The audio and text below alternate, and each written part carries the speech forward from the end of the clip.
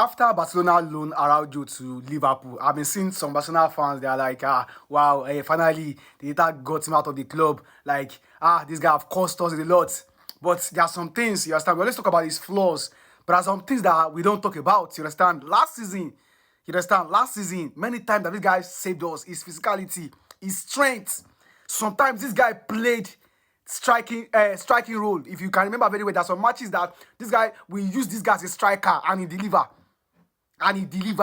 We use him as a right back. He plays well. You understand? I know he always have his own flaws. Like in the Champions League, most of the time in the Champions League is against PSG, countless of time against Inter. I understand, but right now as a Barcelona fan, check our squad depth. That our defense squad depth. Check it out now. Now that Araujo is no longer there now, we have Gerard Martin, we have Kubasi, we have who again? We have Eric Garcia, we have Christensen.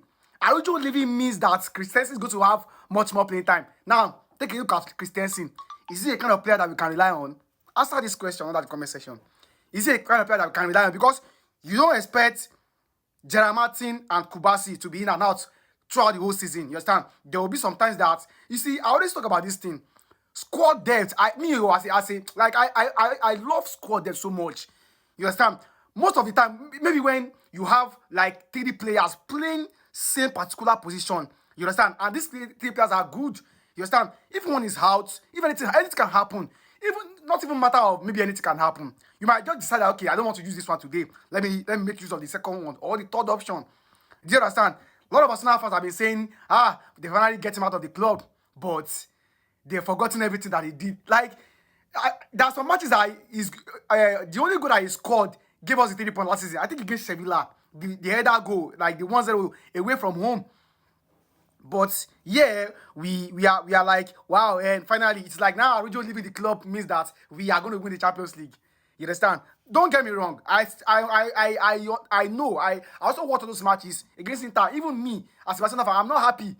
Do you understand? But Araujo to Liverpool, some Barcelona fans have been coming outside like the way they are talking about these guys, like wow, this guy finally leave our club. At least now we should be able to win the Champions League.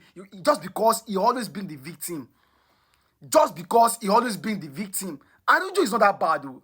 Araujo is not that bad. No, you understand? There are some things about this guy that really help us a lot. We are not talking about that one. We are only talking about being the victim in the Champions League. The reason why we are unable to qualify to the next round.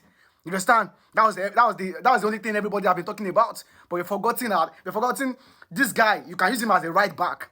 And don't forget, Koundé is there. You know how this Koundé guy played. He might